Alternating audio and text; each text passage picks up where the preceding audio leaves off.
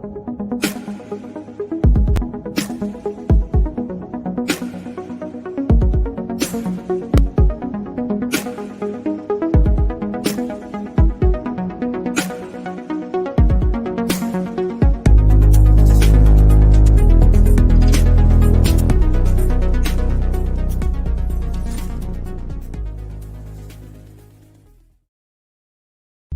you know the Friends of Hope is an initiative of Hope Media? Through this initiative, we are able to partner with others who are keen to ensure that we keep hope alive. Through your support, we are sharing the hope we have with many others who are yet to embrace hope. You too can become a part of this initiative today. Send your contribution of any amount to M-Pesa paybill number 933933. Account name Friends of Hope. For more information regarding Friends of Hope, please email friendsofhope@hopefm.org or SMS FOH to 20933. Join Friends of Hope today. Friends of Hope, keeping hope alive. Another quality service from Christ is the Answer Ministries. A blessed Monday morning to you as you join us for the Leadership Forum. I'm Wambo Imboro, and in a second, the Bishop of Christ is the Answer Ministries, Bishop David Oginde, will be joining us so that we can discuss matters that have to do with leadership. When we call it the Leadership Forum, it's because we discuss matters to do with leaders and their followers. And just last week, we had this great discussion, and you're welcome again to be part of our discussion today. Last time, we took quite some bit of time discussing the reopening of churches for phase 2 in the series of events that we are calling the reopening. And we took quite some time on that, winding up with a bit of review on what we had been covering the previous time, which was the 4 effective approaches to situational leadership. We called it situational. It can also be called adaptive leadership. And we were talking about four effective approaches. We called one the bureaucrat, we called the other the developer, the other one the benevolent autocrat. Took quite some time on that. And finally, the executive. And Bishop, you're welcome to the studio. Please join me so that we can pick it up from there. A few thoughts, though. Today, I think every Kenyan is on high alert, expecting something to come from maybe the president after the conference that maybe it's already underway. I'm not too sure the timing, but perhaps it's already underway. What do you think as a Kenyan? What are you expecting, my bishop? Thank you, Wamboi. Indeed, we are looking forward to that conference, and not just the conference, but whatever the president will say after that. The conference is this afternoon at 2:00. I'm actually headed there as soon as we finish with you. Oh. Yes. So today I'm at the office, reaching you from my office, and then soon after that we'll head for that conference at KICC. So we look forward to hearing what the president will say and how that will guide the nation going forward. Do you mind sharing your hopes with us? What are you hoping for? I can help manage it if I feel you need to manage it a little bit. What are you hoping for, Bishop?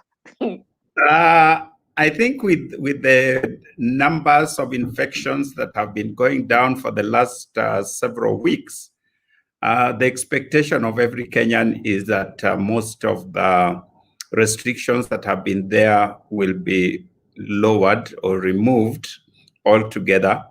But the president and his team know better than most of us because they have the behind the scenes information. So our hope obviously is that Kenya will move forward from these restrictions that we have had that have helped contain the spread of the virus. And we are now seeing some of that. But of course, it has affected many, many people, including our places of worship. So we are trusting that it will be lifted. Yeah, we trust. We trust. Yes. Kenyans, a few Kenyans, maybe they were not so few after all. They said that there was something about the curve that seemed to have flattened just around the same time that the issues of corruption were exposed. Did you see like there was any kind of correlation there? Kenyans talked about it like that. I do not see a correlation because corruption has been with us in this country for a long time. So maybe I was not too keen to see the correlation. I was just concerned that anybody should actually steal, let me use the word, steal money that was meant to help us with fighting this virus. That has been my concern. That I believe is a concern of many Kenyans. Whether that stealing coincides with the flattening of the curve, that I have not thought about. Even if it was not, it is still stealing and it is not good. It is not good, definitely. Yeah. I am made to understand that you and your colleagues in the interfaith, what shall we call it? You have this forum that you, not the council necessarily. Yeah, I think it's a council. It's a council.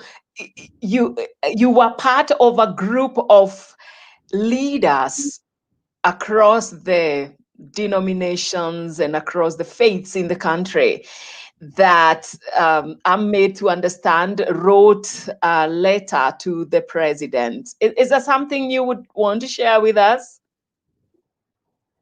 Yes, the Interfaith Council visited with the president, and we invited other religious leaders from across the faiths.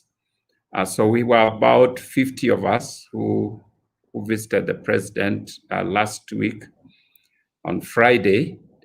And basically, we presented to him a memorandum on the issues that we feel are affecting the nation and are of concern to Kenyans.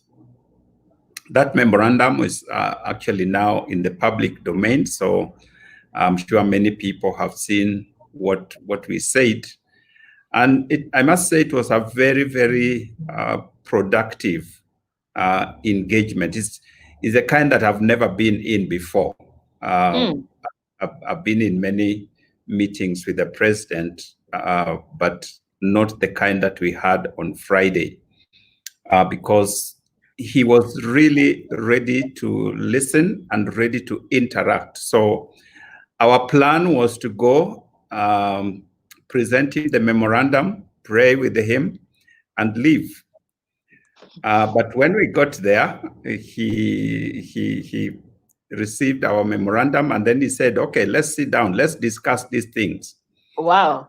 And he was there with his various cabinet secretaries, and for 4 hours, we engaged on those issues, question and answers, from the CSS, from the police IG, the AG, all of them were there. And whatever question we said, that one the AG will answer because it is in his docket. That one the CS Interior will answer. And it was a very interactive. And we went for 4.5 hours. Wow. I've never been in such a kind of session before. So you leave there feeling there's nothing to hide. Our issues have been listened to, and not just listened to, we have interacted. It was a unique session. Yeah. Wow. Wow. And we were greatly encouraged. Wow. Yes. Other than the being listened to and being allowed to share what was in your hearts, other than that, if I may ask, in terms of what came out as part of the discussions and part of our way forward that perhaps you felt was very significant? Is there something like that you can share with us? Something that you felt there was a heart to heart, and going forward, that is going to inform the way we see things? Yes, when we wrote our memorandum, we wanted to be as forthright as possible. Yet, being religious leaders, we have to put things in the best language and voice possible, but firm about those issues so that we are not glossing over issues. And we were not sure how the president would respond to some of these issues, especially the way we put them to him. So when this interaction took place, and he sounded very receptive. In fact, he encouraged us. He went ahead to say that we should be bold in pointing out the vices that affect us as a nation. We should call out leaders who fail Kenyans in delivering that which Kenyans expect. And some of them, those leaders were right there, so that if you see anything happening in any of these ministries of government, you should be bold enough to point them out and to call out these leaders to act on them. And some of the issues that we raised, he gave directives right there that they should be acted on. That was significant. I remember one of our leaders from the coast, one of the Muslim leaders from the coast, who was very concerned about the impact of drugs in the coastal region. And in fact, as he presented this, he even broke down and cried, because he said, our young people are being totally destroyed by this drug dealing and so on. And the president ordered right away that the CS Interior and others should go and look into that situation and give him a report on what actually is happening.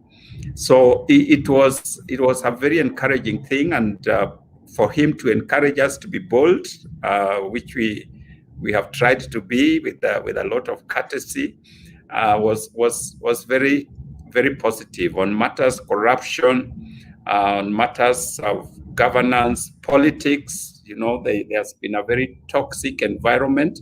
Yes. And we called upon him to moderate that situation so that our politics does not get us into a place of fighting one another, and he took it upon himself to do that. So we are hopeful that even with this conference happening this afternoon, the same kind of spirit would prevail, and whatever announcements are made will help the nation move forward. Amen. I'll say amen to that, as though it was a prayer that you put that way. Amen. Just one more. You've just talked about the politicking and the really exchange of words, and telling the president that perhaps he needs to moderate that. How does a leader handle that? What would you, on the ground, how can he moderate that? I think we all know what has been going on. How can the president moderate that? The president is the president, and the nation. Yes, he is. The nation is a nation. Just like the bishop of Sitam is the bishop of Sitam. So if anything is happening in Sitam, yes, the buck stops with the bishop of Sitam. So to make sure that everything is brought in order. And so as the president, whatever it is that is happening, he has what it takes to make sure that people operate within the law. And so that was our call to him, so that he can use whatever methods, instruments, powers that are within his hands to help bring the nation back to order. Part of that is the art of persuasion, talking, dialogue over issues that could be dividing us as Kenyans, and that the religious leaders put it very clearly that dialogue is much more useful than grandstanding. So when there are issues that affect the nation, they should be discussed. They should be discussed by the relevant persons and amicable solutions found so that the country can move forward. Because any home that is constantly fighting, you cannot expect that home to progress. So as long as we keep fighting as Kenyans, we cannot progress in any way, whether economically, socially, in other ways.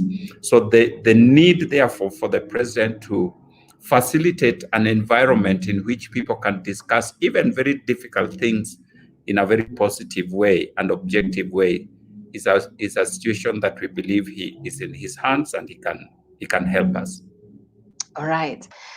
And finally, about the restrictions. If it were up to you, Bishop, what would you lift and what would you leave as is now? That's a hard question because, like I said, I only know what is reported. I do not know. The president know also just that. You think he has more information that we all do? The president is a president. So we are on the ground. We are on the ground. You see, the president has an intelligence system. Yes. That can dig out information below the surface. You and I see things on the surface, and make interpretations. He has everything that he needs to give him the real facts on the ground as they are, more than you even know behind your house. So you think so? Okay. Oh yes, Wamboi. He has intelligence, and he may know things around your house that you do not know. That's why sometimes you wake up and you find, your neighbor has been carried away, doing drug dealing, and you say, my goodness, he has a person. He lives right here with us, and we interact so well. I didn't know that he was involved in this, but the government knew. That's why they came for him. And he's your immediate neighbor. So government knows more than we do. And so the rest of us know only what we see and what we hear. So I do not know that I would give a very affirmative answer to your question as to what should be lifted and what should not. From just observation, I believe that Kenyans have got to that place where we have recognized the potential impact of this virus. And by and large, people are responsible. Unfortunately, I can't say that of our politicians. We are very concerned about our politicians. I've seen some pictures in the news of senior leaders with crowds around them who have absolutely no masks, no social distancing, and even the leaders themselves have nothing. And so it puts you in a sense in a bit of confusion. Do they know something that we don't know? That's one question. Or is it they're just careless? That is something we cannot answer. But by and large, especially in our towns and cities, there's a sense of responsibility that is now upon us. And so for me, I would say it is time for us to move forward. I borrow from the example of the Swedes in Sweden. They never had any lockdown. Yes. Right from the beginning, what the government called upon the population to do is to exercise responsibility. Social distancing, wearing of masks, and washing of hands, all those protocols that we have. and they did not lock down like other European nations did. And we were talking with a pastor from the country, and he Sweden? said, from Sweden, yes. Okay. And he says that by and large, the majority of the population followed those protocols without any enforcement. And whereas they lost some people in the process, I think about 5,000 or so, the impact of the virus on the country was not as high as other European nations. So basically, they have moved on. And I believe we are at that place where our people now understand the seriousness of what we have. And so even if we were to go back to normal, the new normal, as we call it, I believe that people would exercise responsibility. I hope so. And so I would say, let's get back to business. Complete with the schools as well? Yes, with the schools. Okay. You're not sure. I'm not sure about that last one. I'm not sure about the children. Yet it does seem to me like as long as the schools are not reopened, a lot remains restricted. Yes, because you see, the schools, what would need to be done is educate our teachers to help the children to take necessary precautions within the school. The middle to upper classes in primary school basically are people who can understand and generally obey teachers. You know, teachers are more obeyed than parents. Yes. Yes. So when teacher says, teacher has said, Yes. you know. True. Yes. So it is very possible to help our children to take the necessary precautions. The younger children who perhaps may not be disciplined, those would need to be monitored more closely by the teachers and guardians who are in the compound. But I believe we can navigate this situation. All right. Okay, Bishop. Having talked a little bit about the situation on the ground in the country, I want us to go forward after the session on the 4 effective situational approaches to leadership. I think we just had a great time around that one, especially the benevolent autocrat. I have this feeling you had wanted us to really get struck by the executive. That the person that really struck us was the benevolent autocrat. Yes, because I believe it is because where we find ourselves as a nation, that resonates. You know, it's it's a kind of, it's like you are seeing the kind of medicine you need. If you're hungry, the kind of food you want. And as a nation, I think we are hungry for a benevolent autocrat. We are really hungry for that person. A person who can give us direction in terms of what should be done and be firm about it, and yet has the interest of the people and the nation at heart. That is a person that this country needs at this time. And I think that's why it resonated with many of us, you know. But we said, I don't know whether we said, it is with that kind of leadership style, unless we change ourselves as a people, it will be very difficult to implement in Kenya. Why? Because we, having gone through a situation where we had a leadership system that was almost fully autocratic, when we developed our 2010 constitution, we went to the other extreme so that we completely tied the hands and the legs of our leaders.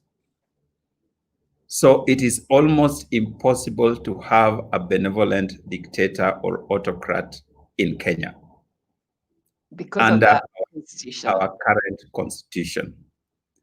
Because our current constitution, as you have seen, everything that the leadership does is questioned, is taken to court, is rioted against. I mean, it's just not possible.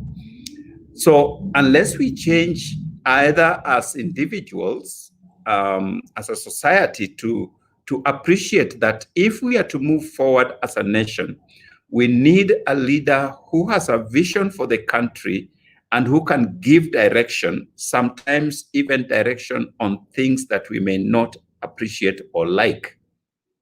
But because he has the interest of the nation at heart, we will trust him to lead us and guide us in that direction.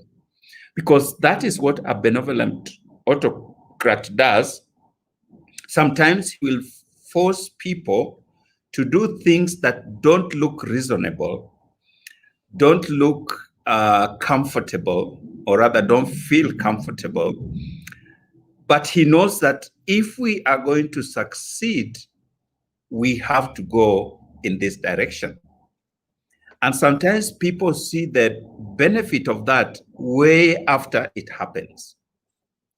So while it is being implemented or while it is being put before us, we may not think it is a good idea. We may not think it is would be beneficial or that it will even work. But the goodness of autocracy is that you force things to happen, you know? And so if you have a benevolent autocrat, he will force things to happen for the sake of the nation and for the sake of the people. The reason I say that that may not work in our system is that once we see that this, from our perception, is not comfortable, this is not reasonable, this may not work, we will rise against it. We'll take it to court. We will call him names and we will stop him from doing it. And he will stop. And he will stop, and he will not, it will not happen. So that's why I say we have put ourselves as a nation in a very sad situation, that it will take a very unique kind of leader to get us out of the quagmire that we find ourselves in. Do you think that? Yes. Sorry, Bishop. I was wondering. Do you think there is any example?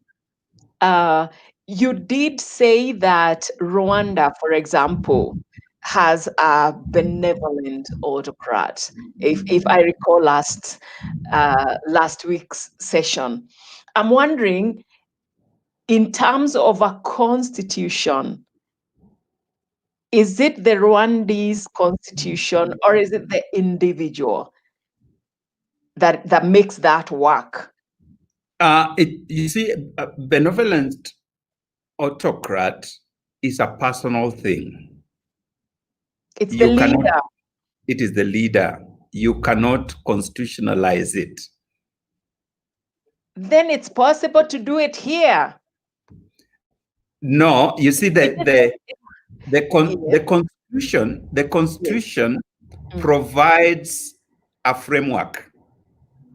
Yes. The constitution provides a framework for operation.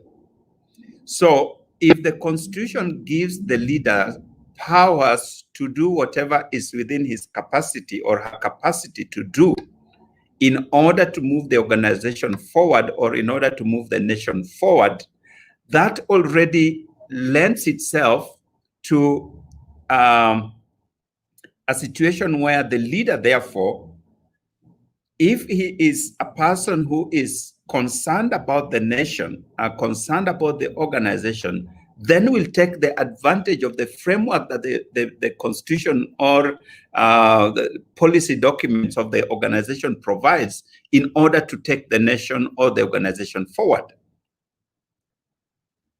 That is why, again, that kind of latitude can also be abused if you have the wrong person. So it is a risk. If you have the wrong person, that person can then use those same powers, that same sword, to kill you, to destroy the nation.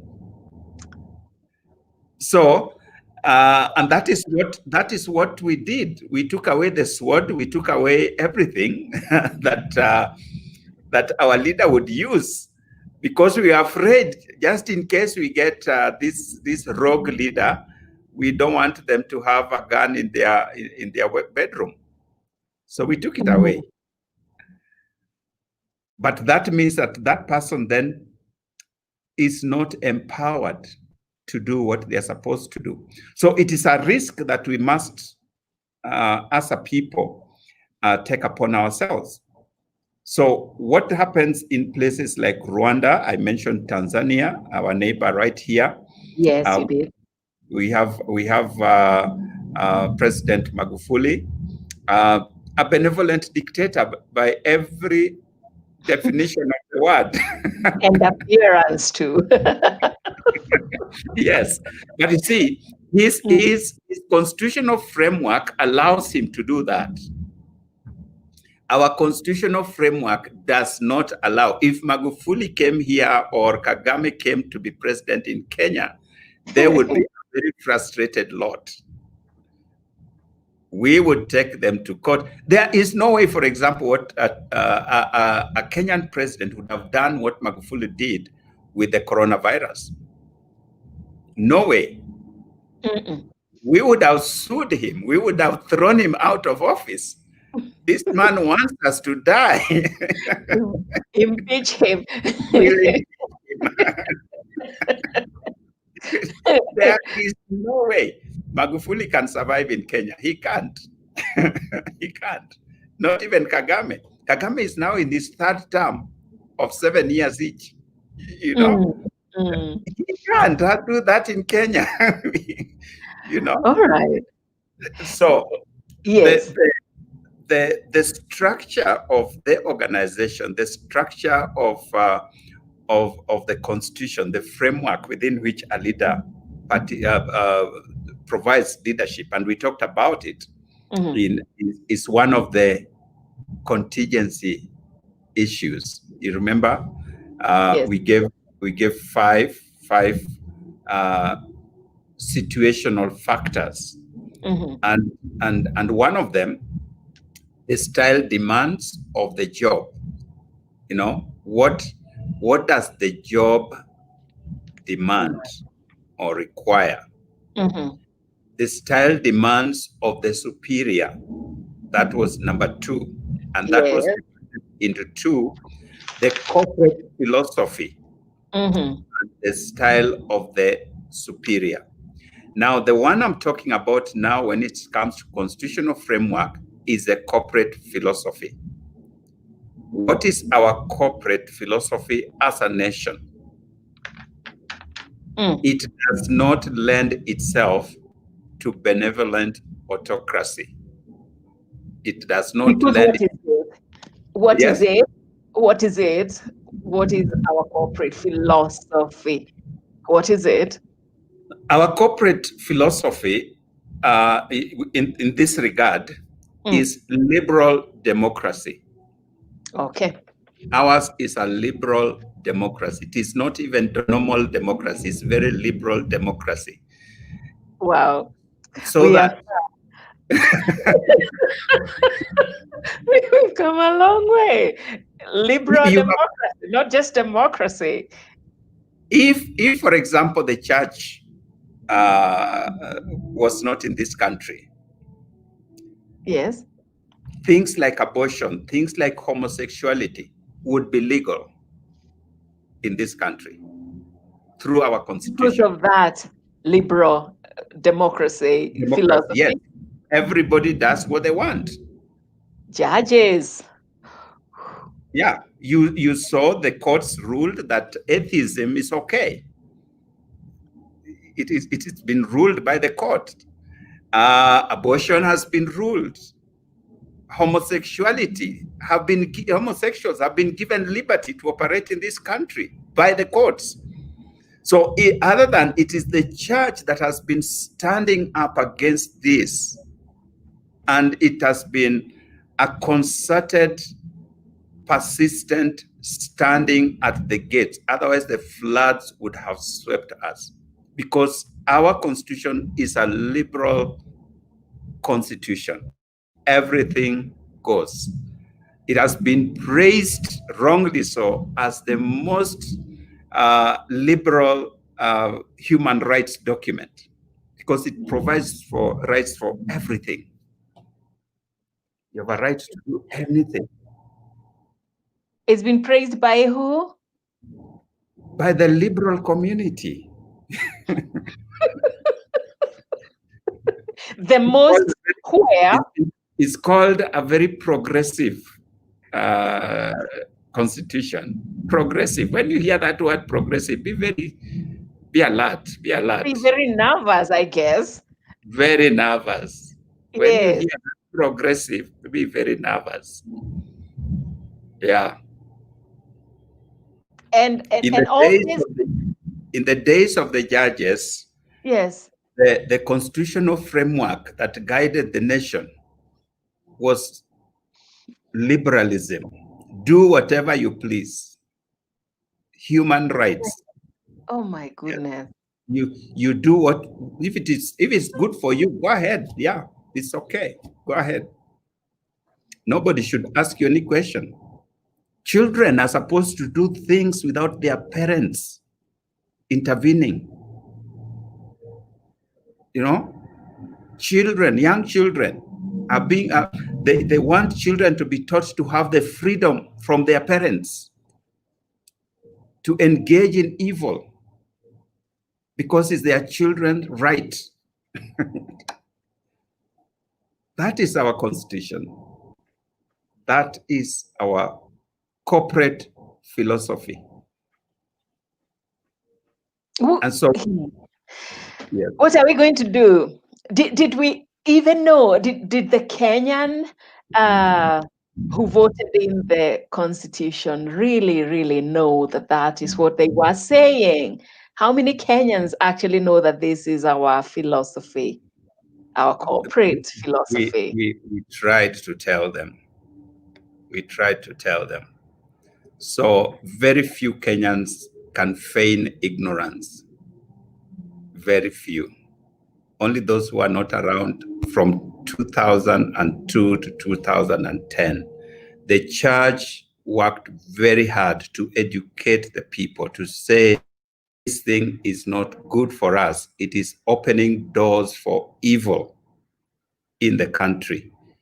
Let's rectify those places, those situations. By the way, even the current gender rule, the church pronounced itself on it and said, you cannot legislate affirmative action for elected positions. It is not practical. The church spoke on that, but nobody was listening.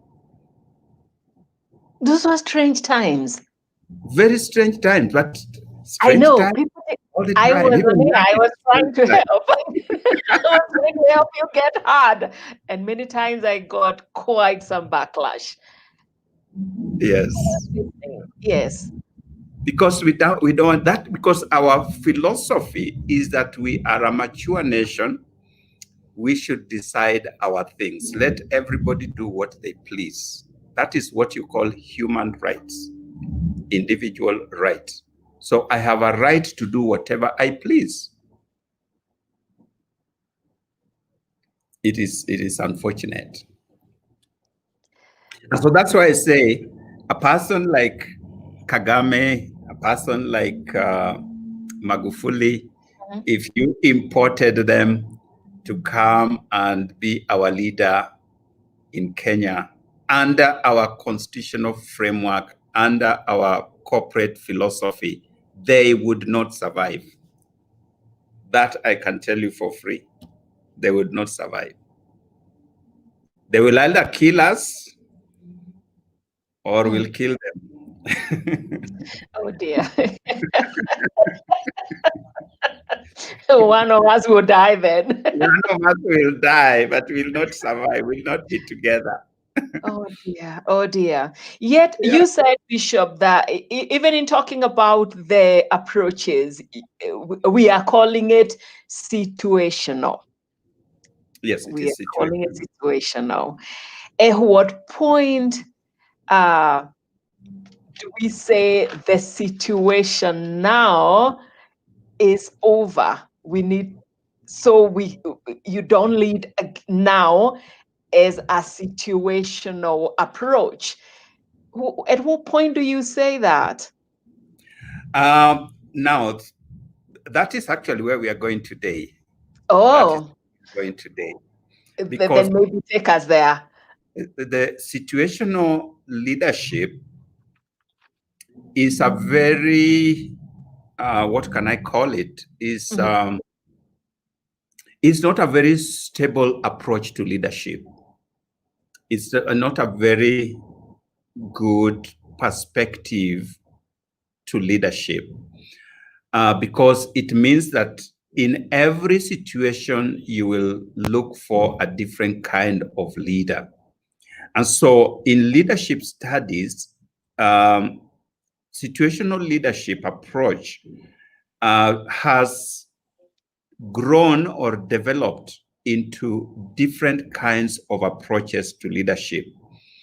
So we have different, now there's what we call behavioral, which grew out of this, where the leadership, the effectiveness of a leader depends on the behavior or the conduct of the leader and of the followers.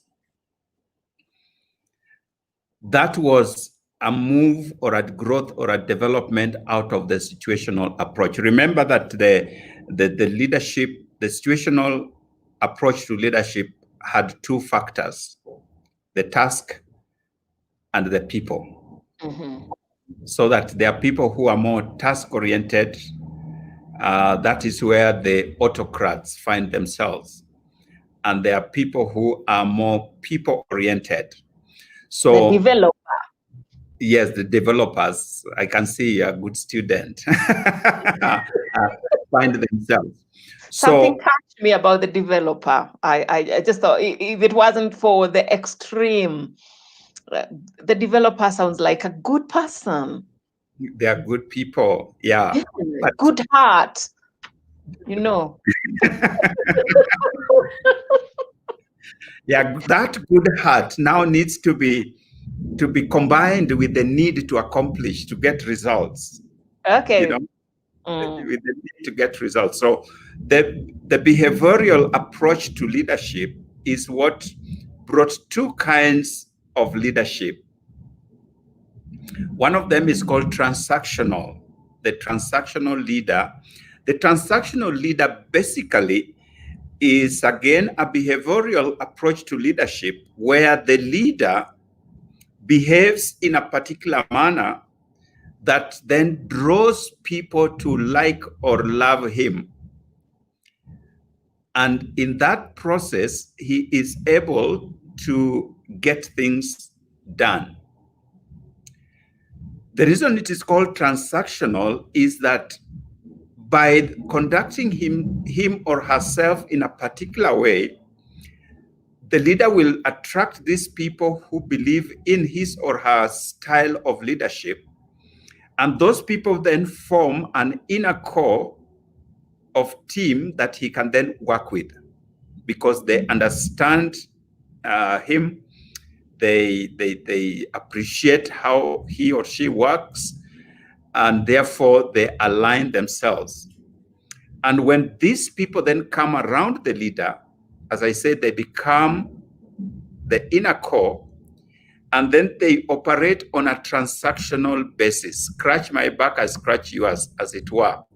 So the leader gives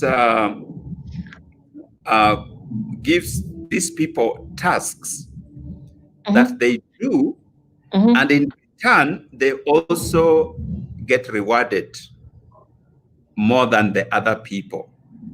So you'll find that this inner core, to use a political word, this kitchen cabinet of members then get special privileges. They get promotions.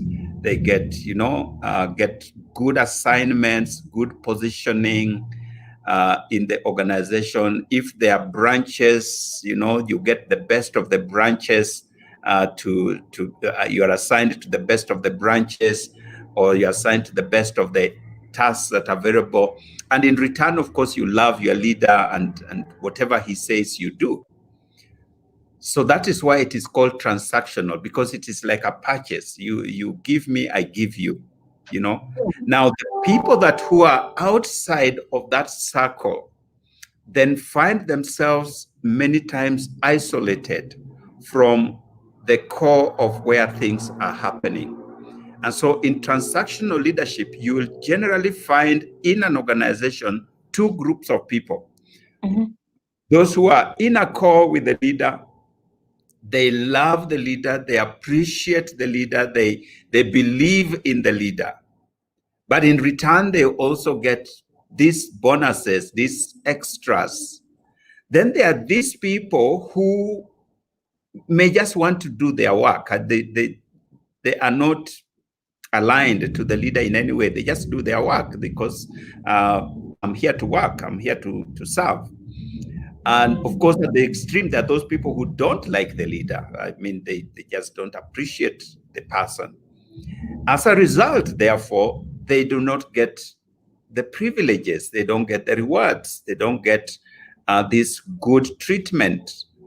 So you end up with a situation where you have these two groups. So in transactional leadership, this kind of thing happens where the organizational members or team members can find themselves divided into these two groups. And generally, inner and outer. Yeah, the inner group, inner core, and the outer. They are actually referred to as the in group and the out group. Just as you are saying. Yeah. Yes. Let me ask you, why isn't there plenty for everyone? Why must we have the few and then the outer? Why isn't there enough for everyone?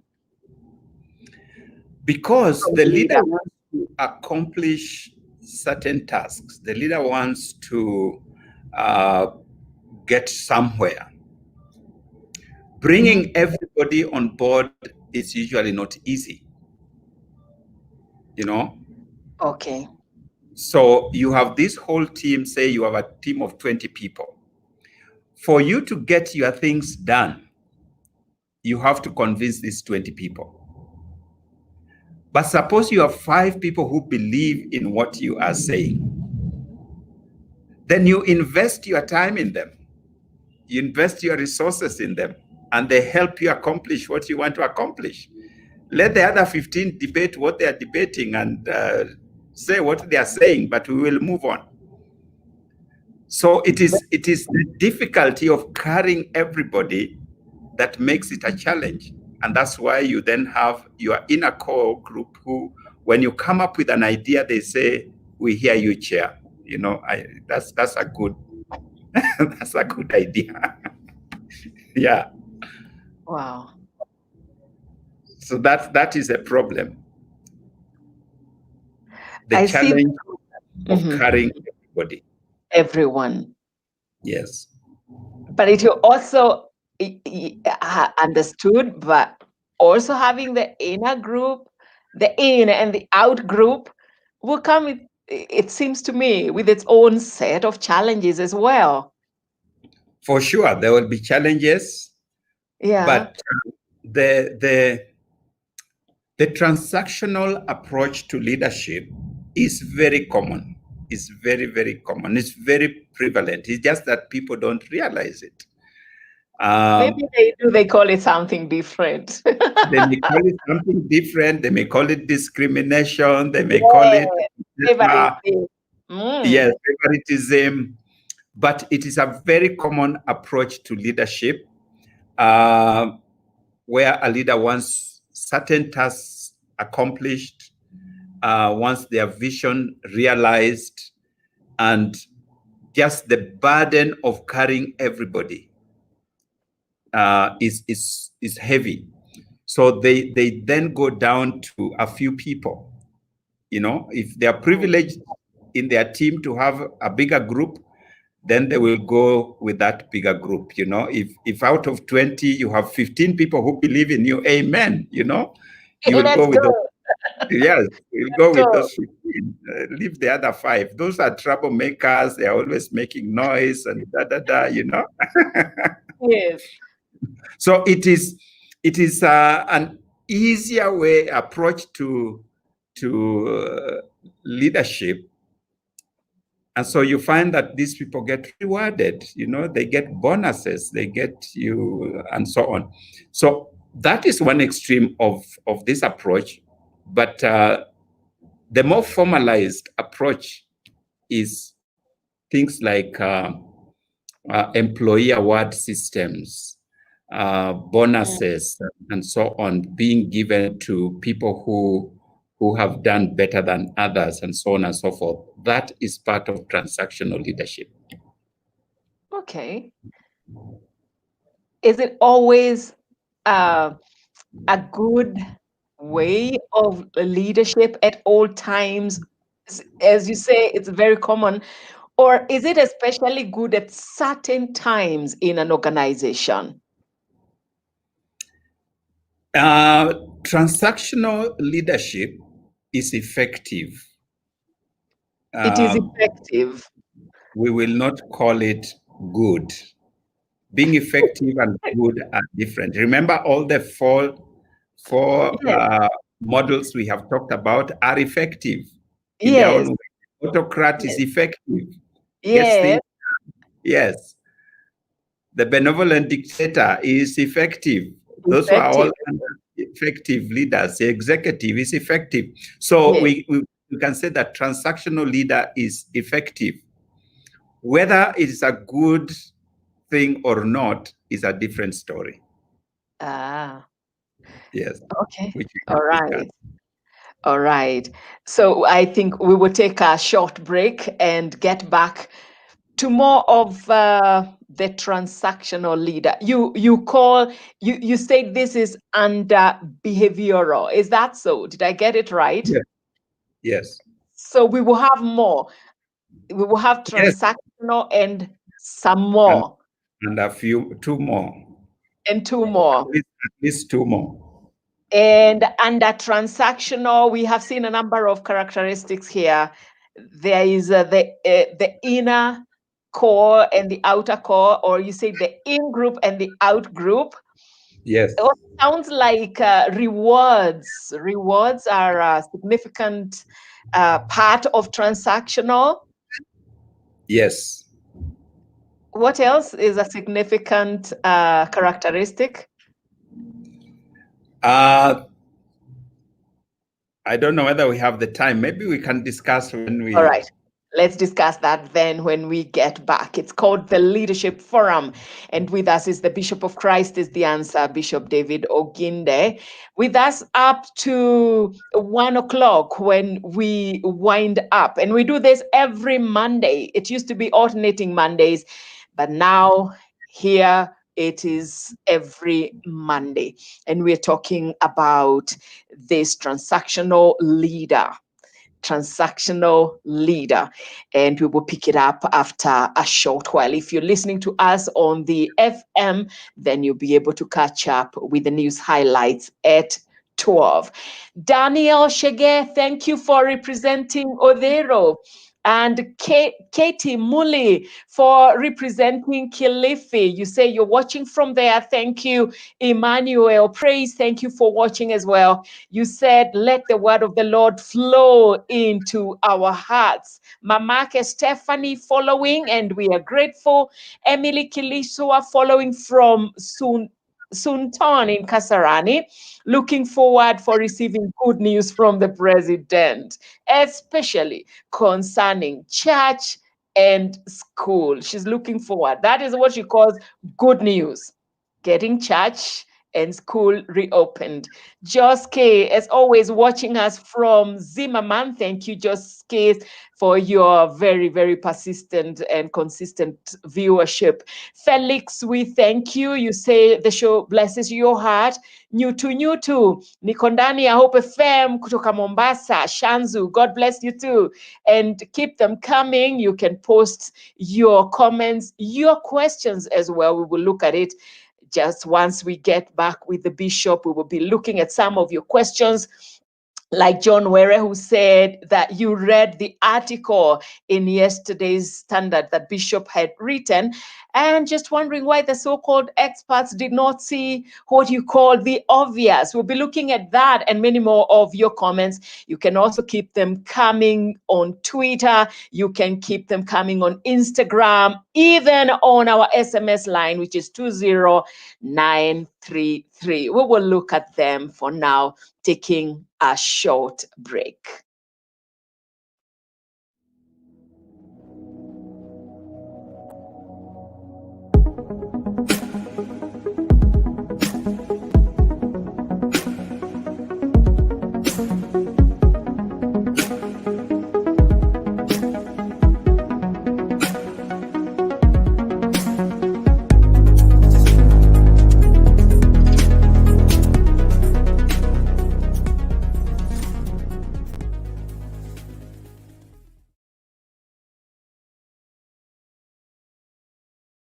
Did you know the Friends of Hope is an initiative of Hope Media? Through this initiative, we are able to partner with others who are keen to ensure that we keep hope alive. Through your support, we are sharing the hope we have with many others who are yet to embrace hope.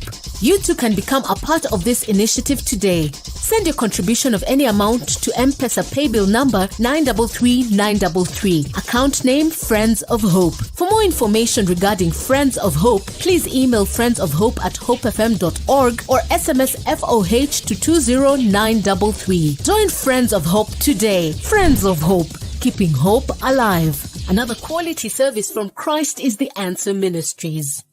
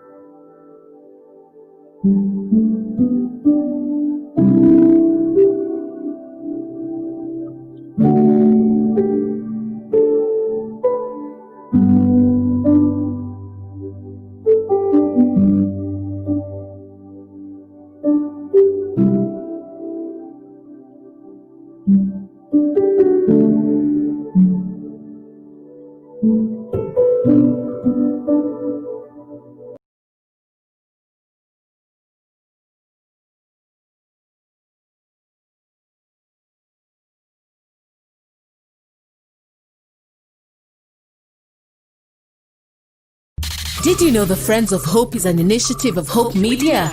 Through this initiative, we are able to partner with others who are keen to ensure that we keep hope alive. Through your support, we are sharing the hope we have with many others who are yet to embrace hope. You too can become a part of this initiative today. Send your contribution of any amount to M-Pesa paybill number 933933. Account name Friends of Hope. For more information regarding Friends of Hope, please email friendsofhope@hopefm.org or SMS FOH to 20933. Join Friends of Hope today. Friends of Hope, keeping hope alive. Another quality service from Christ is the Answer Ministries. Welcome back as we take the second session in today's part that we call the Leadership Forum. And I want to thank David Mukula, who just said, I'm listening. Kathy Imbuka also listening. We want to thank you.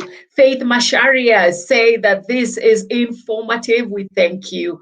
And Julius Makoha, you were saying hi. We say hi to you and saying that you're watching from Yaya.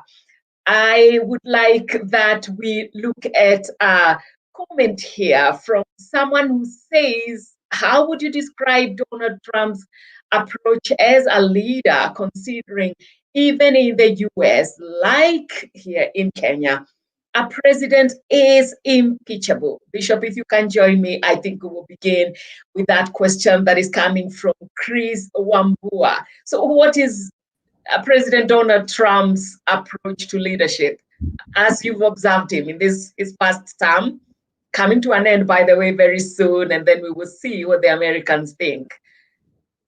What is his approach? Trump is an autocratic leader, and that's is he why benevolent? No. Trump is an autocratic leader. Yes.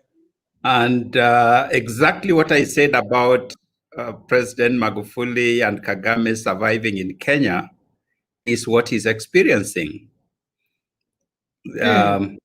Because he gets into that space that is, again, another liberal democracy. And he's trying to push things, and they are not pushable. Yeah. So he's frustrated. They are frustrated. It's a very unfortunate situation for the Americans. But he does have a lot of people that support him. Yes, and many times he's actually, it's like nearly every analysis puts the evangelical Christian, where you and I belong in the US, as being rather happy with him, like they would vote him all over again. And that is because of what I said earlier. Because the American Constitution is a liberal, democratic document. Like ours. We borrowed from them. So it is not like ours. Ours is like theirs. Oh, got it. We are the ones who borrowed. Yes. So it gives all these liberties and freedoms to do anything, So in that kind of a space, what the people that suffer are people who are conservative, people who believe in God and the principles and values that are given by God. And that space has been eaten quite a bit over the years. So when Trump comes and positions himself as the one who can restore that space, you can then understand why the evangelicals are rallying behind him. Whether they like him as a person, that is a different question. Yeah. But he's pushing the right agenda. I can tell you for a fact, I'm very happy with his nomination for the justice, the judge. But whether I support him as in his leadership style, I'm not sure. So I believe that there are many people who support him from a philosophical point of view, that he stands for what I stand for and is pushing what I would push. And so in that way, then there are many evangelical Christians who have rallied behind him. But from purely a leadership perspective, it is very difficult for his style to survive in the environment that he is operating. Yeah. So that's why they've already tried to impeach. Yes, if in fact, if the Democrats had more members in Congress and Senate, they would have impeached him. It's just that they don't. What do you see happening come November? It's difficult. Or you wait and see. From my point of view is that the Americans are caught between the rock and a hard place, especially the conservative Christian who wants to see a more participatory approach to leadership, but at the same time wants to see values upheld. That person is in a crisis. Because on the one hand, Joe Biden offers the kind of leadership, together with Kamala. I have listened to Kamala as she presents herself a wonderful leader. I mean, you can't help but like her, you know? Eloquent, critical thinker, great ideas, in combination with Biden, great. But when you come to the values for which they stand, then you part company, you know? Yes. Yes. So do I then go for the leadership style of Biden and Kamala, which is in my view, a very good, solid leadership, and knowing their values and what that can do to the Christian community and to the values of society? Or do I go for Trump, whose leadership style I don't buy into, but yet he stands for the values that I subscribe to? Yes. So you are stuck in there. Which do you choose? There are people like myself in the US are really caught in a dilemma. So they end up going for the values. It depends. I mean, each person will then have to vote for what they think is more important. What is more important under such circumstances, Bishop?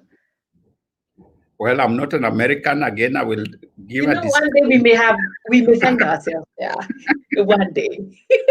I want to be clear right from the beginning. Which shall be more important if ever we get there?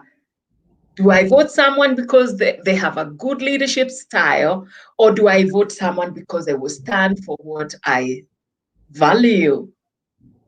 What are you going to do when we get there?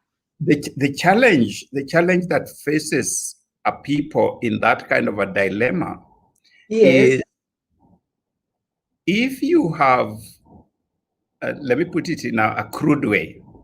Yes. if you have a born again believes in God and everything, you know they are good people, but they are reckless driver. You have another person who does not believe in God, does not care about values and things, but they are a good driver. Which vehicle would you get into?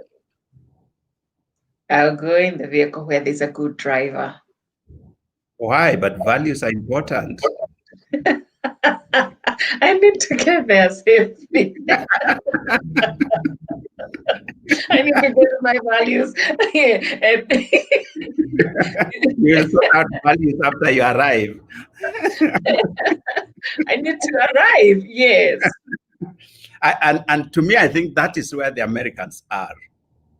They don't know where it is not clear whether you should vote in a person with values, but who you think may not get you there, or get a person who you think can get you there, but will destroy your values in the process.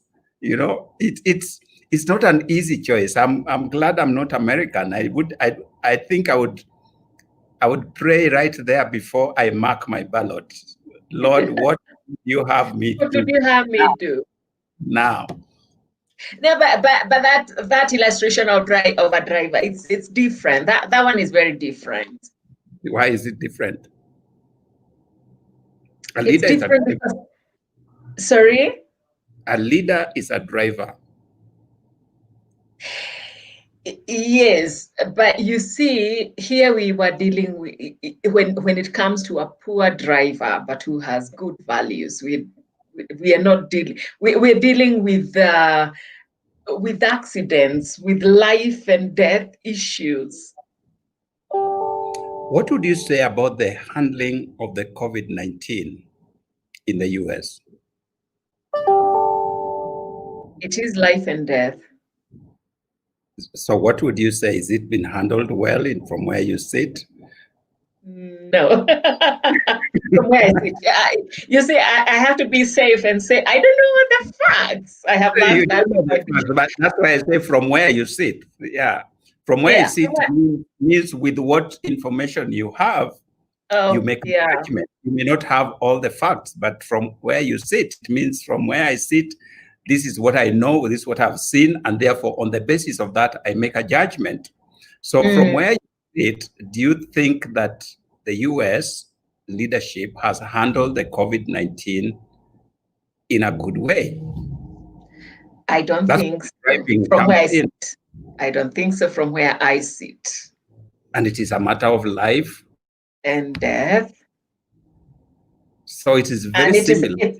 And it is a leadership style. Is it a leadership style? Was it informed by a leadership style? It is a leadership issue.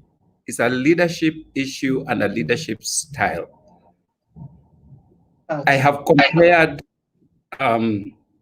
President Kenyatta of Kenya and President Trump of US in the matter of managing COVID-19. And I can tell you, I give our president 99%. I give Trump maybe 50. Our president has done us proud on that one. On that particular matter, yes, I think he has done well. From where I sit, from where I sit. You qualified, yes. Yeah. Yes, there may be things I don't know and that could have been done better and so on. That is leaving issues of corruption aside and all those other things. I think more could be done. But in terms of guiding us as a nation in light of a new pandemic whose source and future we didn't know, in my view, he has led us right. All right.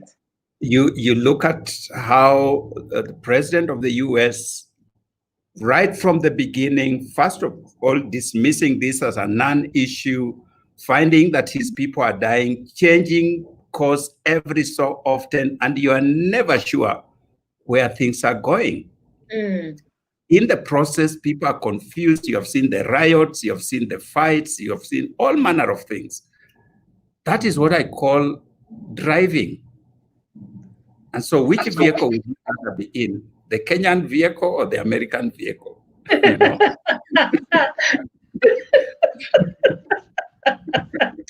Hey, Bishop, let me ask you a question. Really, of all the leadership styles that we have discussed in the recent past up to today, where does our president, Kenyatta's leadership style fall?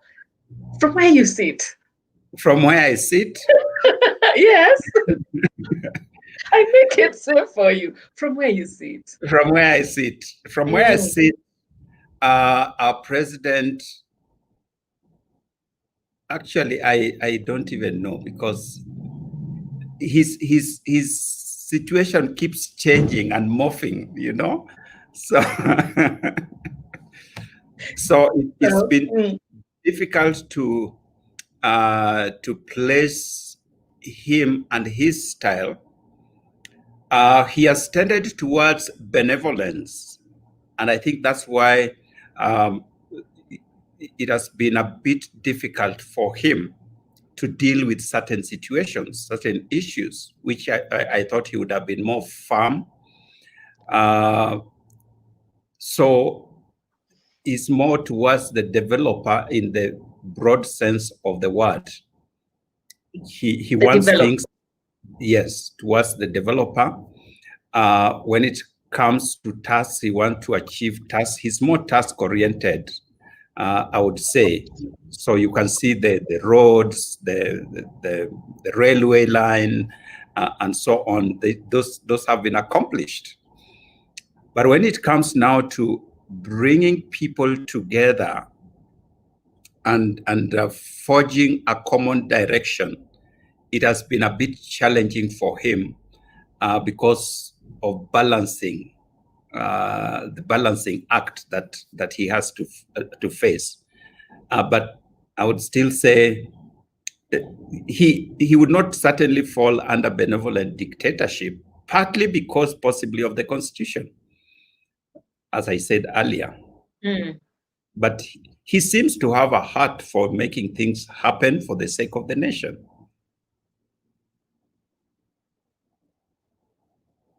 Okay. So he's a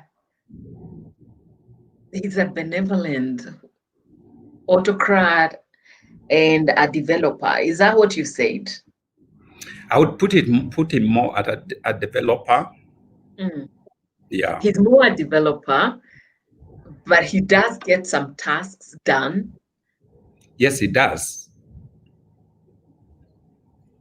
He does. So when you combine the two, what do you get? No, but you see, a benevolent autocrat is a person who forces things to happen. He makes things happen. Yes. You know? Yes. So that's why I was saying I'm not sure whether it is the constitutional framework within which he's operating that denies him that benevolent dictatorship, autocracy. He could possibly be. But because the environment doesn't allow him that, so that's why I'm saying I am not sure. He could very well be a benevolent dictator, but I am not sure. Because the constitutional system structure does not allow him to fully operate the way he would. Okay. So that's why I said from the beginning, it is difficult to judge him simply because of our constitutional framework. I don't know if he had a different kind of framework, what kind of a leader he would have been. If he didn't have all these restrictions.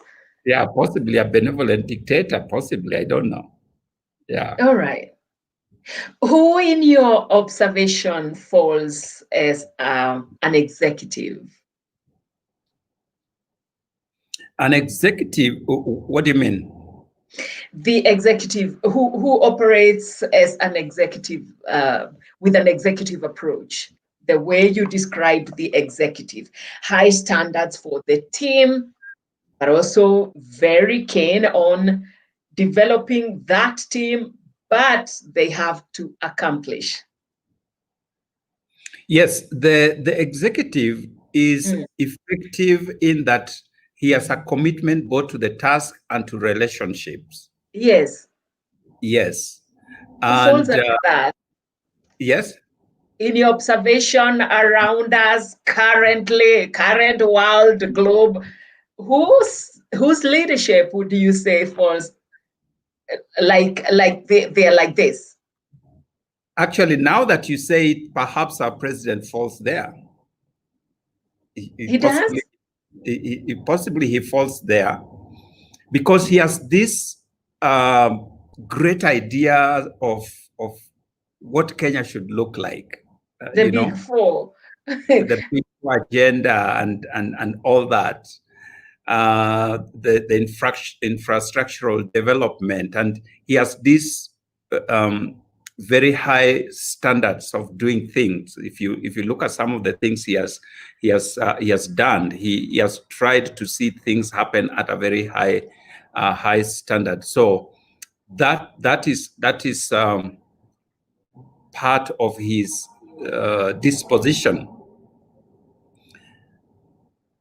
He is supposed to then build relationships around that. Now, the way you deal with the relationship in a political environment is very different from an ordinary organization. And there's always the political balance that you have to have. And in this particular season, it has been a big challenge for our president. It has been difficult for him because he seems to be swinging from one side to the other. At first the NASA team was in the opposition, and the team was the one in the saddle, and the challenges we faced there. Then NASA was kind of co-opted on board, but then part of Jubilee has taken off, which is now running like the opposition. So it has put him in this very difficult balancing act. So I do not know whether it is a political environment, but this executive seems to describe him. I think, I don't know. I don't know. You know how I am not political, but just looking at it from where I sit, I am thinking, yes, I see the executive in the accomplishment of tasks, but the situation as it is with the relationships, I keep wondering, why couldn't he go on with everyone? Why couldn't everyone just stay on? Why did it seem like one team enters, one team goes? So why can't we go all? Why can't everybody just go? That is now politics. For a Wanjiko like it just, I don't understand. Why can't everybody fit? You see, the reason I would put the president at the executive, one of the key descriptions of an executive is that he sees his job as effectively maximizing the efforts of others in relationship to the short and long-term run of the task. So you have seen him, there has been a great effort on his side, whether superficial or real, we do not know. So we can only speak from where we sit. So that you see the kind of people he appoints to critical departments or aspects of his task. And there are people who seem to have what it takes. When it came to corruption, for example, you saw how he brought in this team of the DCI, of the Anti-Corruption Commission and all those people, the prosecutor. He brought people who looked like They had what it takes to fight corruption. So that is one critical attribute of an executive. You sit down and you look at the task, and you want to get people around you who have what it takes to accomplish your task. And you accomplish those tasks through them, not directly. That is the difference with the dictator.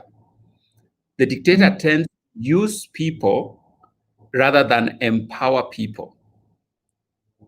So the executive gets every person, once you have looked at all your tasks, you say, this one, so and so, is best placed and best equipped to accomplish. This one, so and so, and this one is so and so. So you bring these people and form a team with which you are going to accomplish your tasks. And you build relationships around that.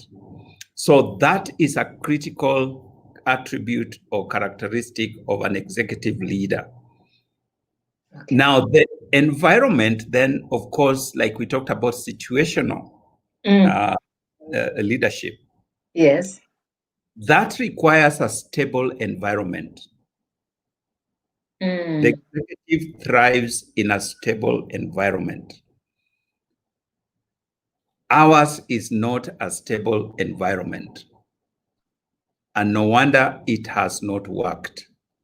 Or at least not as well as it should have. So our kind of environment calls for the benevolent dictator. But our philosophy does not allow for it. We are in such a state. Yeah. Yes. So we end up with an executive, and executive works best in a stable environment, which we're not in. Yes. Okay.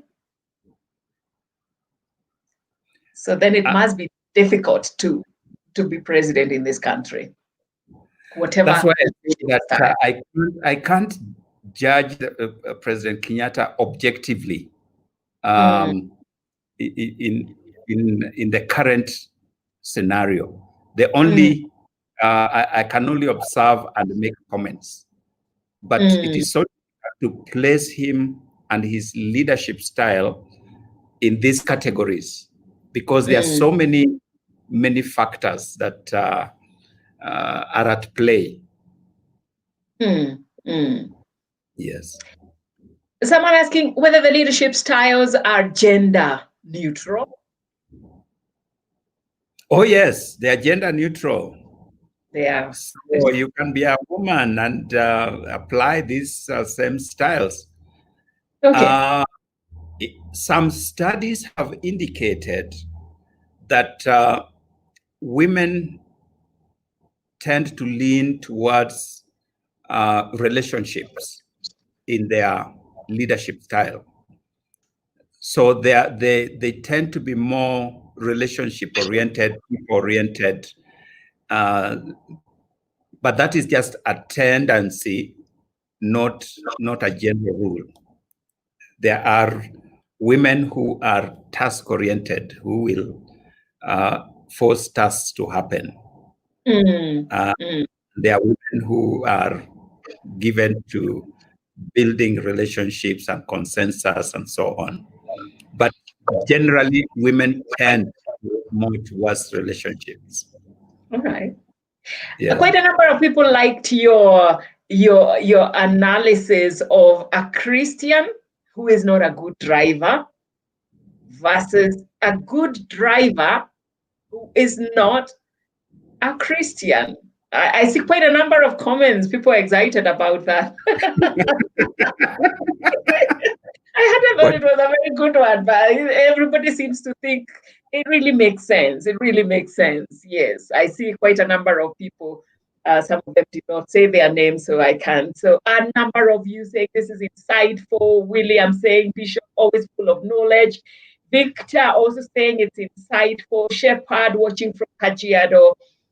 And Chris, who had asked the question about President Trump, says to break the dilemma I see with Bishop or the Trump issue, leadership style is also depictive, I think you wanted to say, of value. What do you think? That's an interesting one. Which one is that? Your leadership style comes with your values. It's also depictive of not value. Not No, necessarily. you don't Not agree with that. Values are convictions. Styles tend to be personality driven unless you deliberately work on it. So you'll find that certain personalities tend towards certain leadership styles. If you look at the four, actually there were 8. We have concentrated more on the effective ones. There were also the ineffective ones. So they tend to be personality driven. So it doesn't matter whether you are a Christian or you have values or not. We know even pastors who are autocratic, who are dictators, my word or out, so it is really not the values. So values provide, let me put it this way. Your values are like the oil in an engine that make your leadership run smoothly. Value is the oil. Okay. All right. It makes your leadership run smoothly. Say, for example, your personality, your nature is a driver. This time by driver I mean autocratic, dictator, directive, all those good words.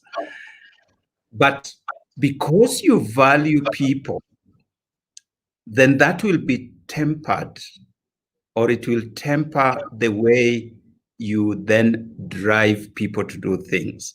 You become considerate. And that will be leading us to our next model of leadership that we'll be talking about. So irrespective of your personality, because of the values that you have, that will temper your how you actually, the practice, let me call that your practice of leadership. So your style may be different, but your practice of leadership is tempered by your values. So there are things that you simply will not do. There is a way you won't treat people. There are things you will not say. There are places you will not go or drive your organization to, irrespective of what your style is. So values then make your leadership smoother and more acceptable to everybody. Yeah. All right. Okay. For example, if we go back to Trump, yes, who in my view is an autocratic leader by nature, he seems to. That is how he leads. Look at the number of people that he has fired in his short term. Quite a number. They are quite a number, and senior people. Very, yes.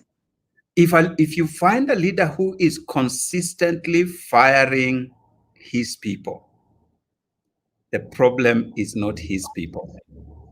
The problem is himself. Because you can't end up with just bad people in your team. You will have one rotten apple here and there. That is normal. Yes, granted. But if you have a whole bag of rotten apples, then the leader has a problem. Why did you the pick one who picked them has a problem? Yes. Yes. Okay.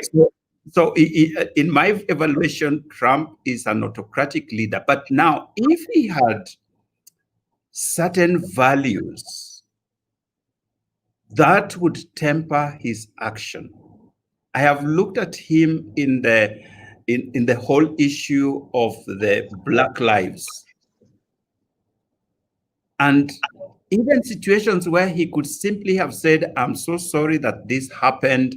We are going to look into it, even if he doesn't mean it, it tempers, it cools down the tempers. It shows that at least he has some human feelings. But in many of these situations, he says, I'm going to bring in people here and you feel, hey, my friend, do you have any feelings for these people? Do you have any feelings for these families?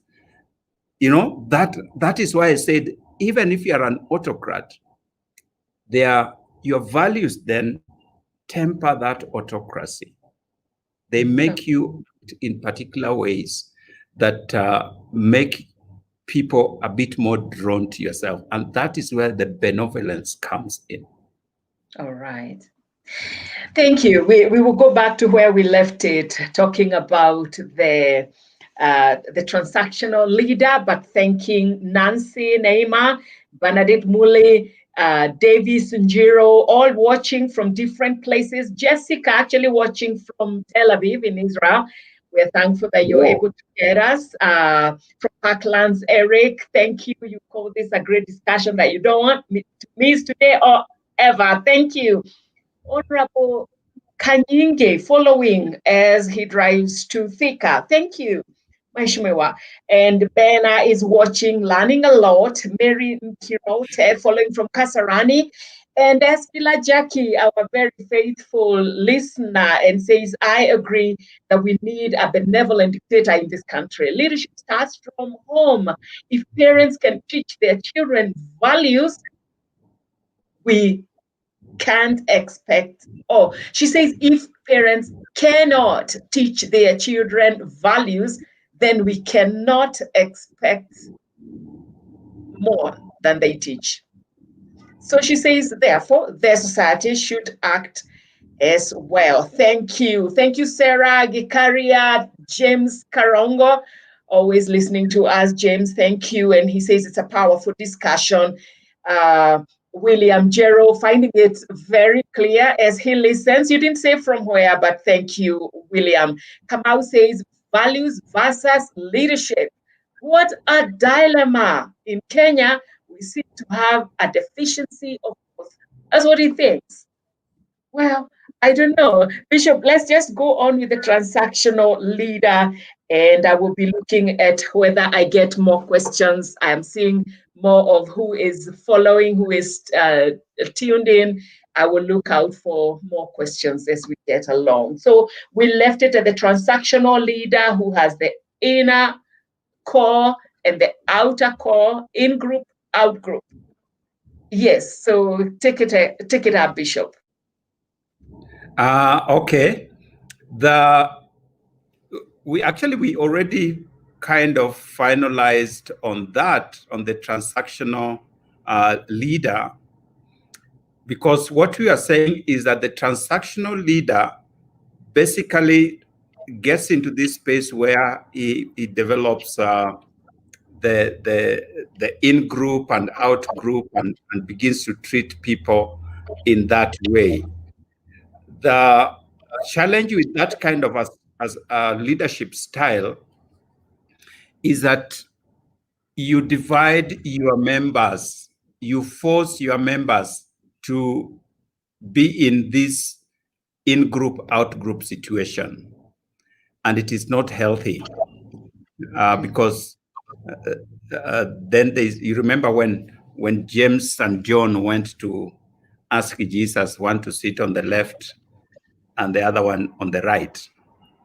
Did they go or did the Father go for them? Either way, yeah. I remember the story. The Bible says that the other members were indignant because they were trying to create this situation where they were going to be the in-group, sitting on the left and on the right. So when the other members learned about it, they became indignant. And that's what happens when you're a leader and then you have grouped your people, forced your people to group as those for you and those against you, or those who don't care about you. You destroy teamwork. You destroy teamwork.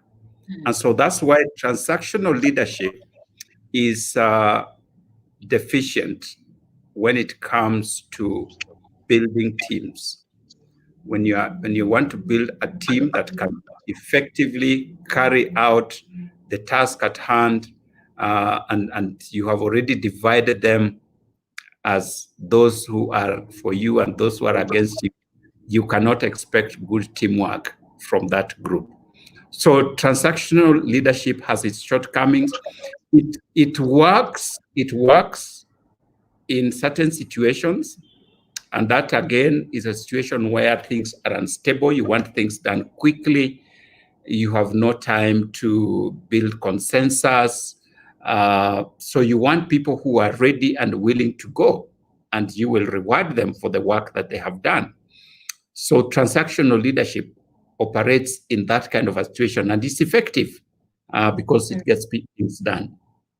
But it cannot be like they say, modus operandi, your normal way of operation. It will destroy teamwork. So then what is the solution to that? That is how McGregory came up with what we call the transformational leadership, or the transformational leader. It was to address that deficiency of transactional leadership. So the transformational leader is a person who tries to combine all this task orientation with people orientation, but in a very balanced manner, with a focus on transforming not just the organization, but also people. So you can see that in the one hand, they are task-oriented in that they want the organization to grow, but on the other hand, they are also people-oriented in that they want people to develop and grow. As the organization grows, the people are also growing. And as we are going to see when we get into the details of this, it is not a few people growing, it is all of us growing together. So therefore, it answers the problem of the transactional leader, who only grows with a small group of people around him or her. The transformational leader tries to build the whole team and to go with the whole team at the same time. So that is the major difference between the transactional and the transformational leader, which was introduced by James McGregory Barnes in the 70s.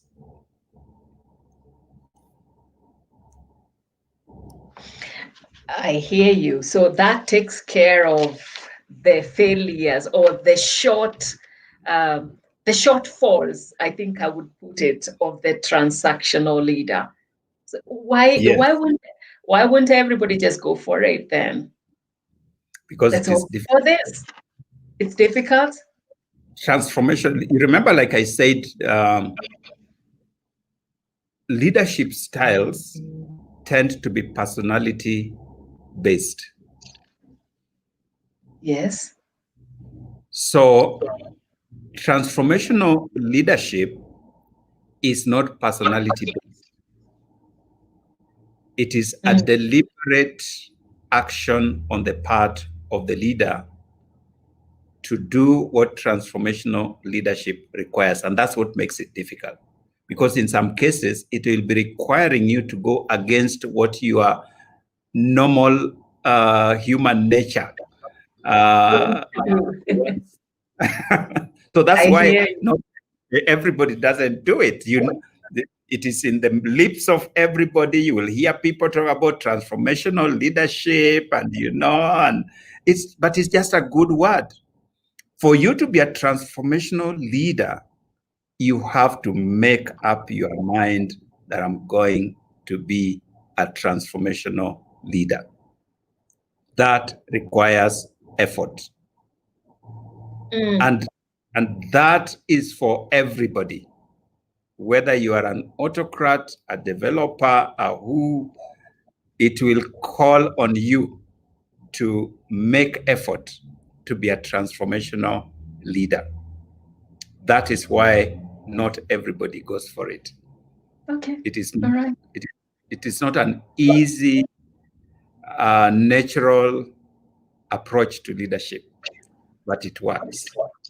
It's not a default position. It will have to be very intentional. It is not default. It has to be intentional, where you are faced with a situation where you would naturally act in a particular way. But because you are conscious that I want to do this, then you will act contrary to expectation. And contrary to what your default as a personality would have been. Yes. Maybe then that's where we you are a benevolent. Let's say you are a developer who is so people-oriented. You believe in everybody. You give people a chance, a second chance. They make a mistake. You say it's okay. Let's work on it. That is the nature of the developer. But now you're faced with a situation where a person has done something that is really serious, that deserves punishment, dismissal, all those kinds of things. So as a transformational leader, you look at the situation and you say the best thing to do in this situation is to punish this person, discipline this person. That discipline may include getting them out of the job. Wow. So it pains you. Where will their children eat? That's what the developer thinks. Now, if this person is thrown out there without a job, what happens to their family? What happens to But you know that if I don't do this, I'm not helping this person and I'm not helping this organization. And therefore, you choose to do that which doesn't feel right, doesn't look right, but which actually is the right thing to do in that circumstance. Thank you, Bishop. We want to thank you for the great insights, as many people have called them. And I want to thank each one of you who were part of this from various corners of this country, including someone who said they are from the metropolitan of Ronga. I just like the way that was good. Someone watching us from the UK, quite informative. You say, Josephine Dekay, following the great discussion. Thank you, all of you. I may not get into all of your texts, but we want to thank you for being part of the Leadership Forum today. We are here every Monday from 11 o'clock on Hope FM, on Twitter, on Instagram, and here on Facebook and YouTube, where a lot of you have been following us. We thank you for watching, and we thank you, Bishop, for your insights. And have a great conference with the president starting in a short while. God bless you. Yeah, we should be there in a short while. All right. Thank you. God bless. Amen. Amen. Did you know the Friends of Hope is an initiative of Hope Media? Through this initiative, we are able to partner with others who are keen to ensure that we keep hope alive. Through your support, we are sharing the hope we have with many others who are yet to embrace hope. You too can become a part of this initiative today. Send your contribution of any amount to M-Pesa paybill number 933933. Account name Friends of Hope. For more information regarding Friends of Hope, please email friendsofhope@hopefm.org or SMS FOH to 20933. Join Friends of Hope today. Friends of Hope, keeping hope alive. Another quality service from Christ is the Answer Ministries.